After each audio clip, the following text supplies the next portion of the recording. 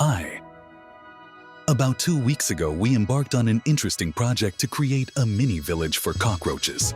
It turned out to be a truly fascinating process, in which many details were cut from sheets of hypoallergenic plastic and then glued together to assemble several different mini houses. Then these houses were refined, painted, and visually each house turned out to be unique. The process was so captivating that after the houses, I created a huge bridge, which, according to the project's idea, leads to the second shore.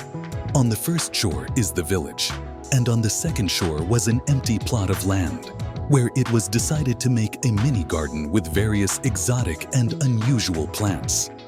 Under the bridge, according to the idea, there is a small ravine where a river might have flowed once. For this project, I used special soil enriched with beneficial microelements. This is necessary so that future plants have a better chance of germination and further development.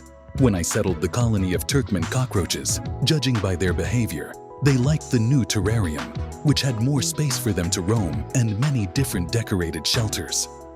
These little houses were created so that the cockroaches could hide in them. In most cockroach farms, egg trays are used as shelters, as this material perfectly absorbs excess moisture, and it is easier for cockroaches to cling to with their legs.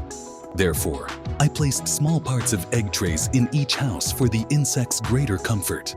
You can watch how these little houses were created in the first part of the video, available on our channel.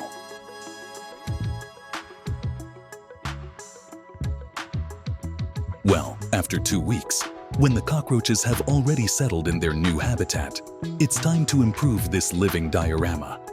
It is also worth noting that these are not ordinary cockroaches. This species is called the Turkmen cockroach. Due to the peculiarities of their leg structure, they cannot move on slippery surfaces and therefore will not be able to escape from the glass terrarium.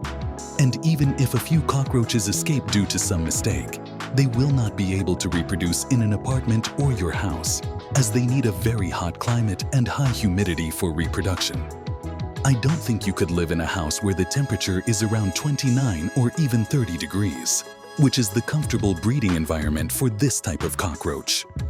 As the mini village for cockroaches continued to be developed, I noticed that they began to show their natural behavioral patterns. For example, Turkmen cockroaches prefer darker and more secluded places, so I equipped some areas of the terrarium with additional shelters and shading. A couple of bricks with many holes perfectly accomplish this task, creating even more comfortable conditions for them, imitating their natural habitat. At the same time, I began to arrange the second shore, which will become a miniature garden. Here it is planned to plant several types of exotic plants, which you will soon learn about. These plants will not only decorate the terrarium, but also create additional shelters and food sources for the cockroaches. Creating this garden will take some time and effort, especially considering the need to maintain the appropriate level of humidity and temperature for the plants. But I am sure that the result will be worth the effort, and the cockroaches will enjoy the new conditions. Now I have cut many pieces of plastic with which I glued a real fence. This fence even has an imitation of nail heads, creating the impression that each fence board is nailed. Now I am painting all the fence sections in wood color and the nail heads in metal color. And what village fence can be without graffiti?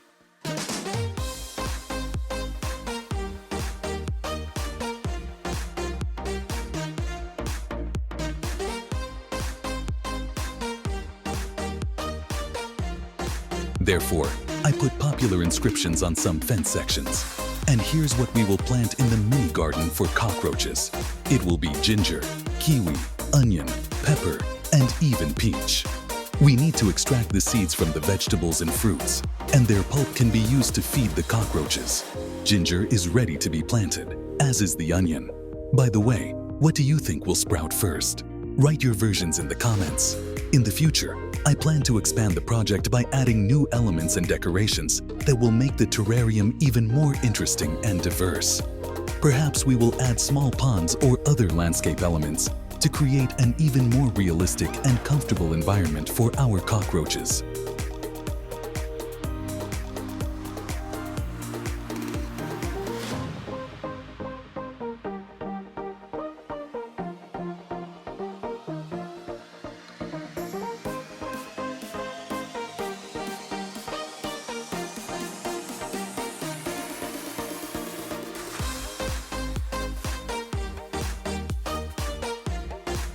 When all the necessary elements were ready, it was time to start creating a miniature garden on the second shore.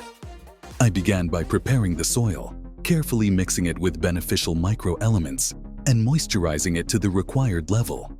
Then I carefully planted ginger, kiwi, onion, pepper, and peach. All the plants were placed in separate zones to provide them with enough space for growth and development.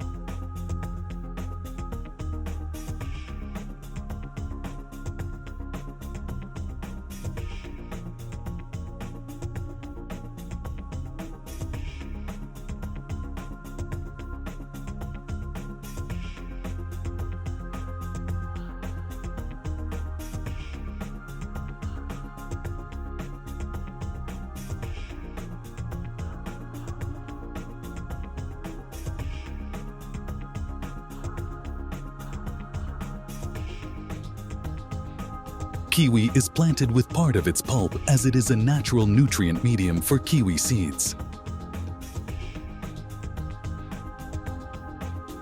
And now, when everything is planted, you can put up the fence.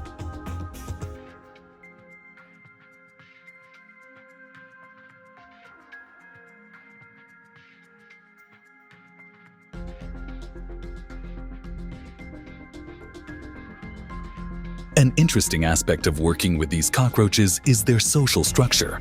Although they are often perceived as solitary insects, in our project, they began to show signs of collective behavior. This can be seen in how they share resources such as food and water, and sometimes even set up joint shelters. To diversify their diet and bring it closer to natural, I added several types of food to the terrarium: fresh vegetables, fruits, and specialized insect food. This not only improved their nutrition, but also allowed us to observe their food preferences and behavioral reactions to different types of food.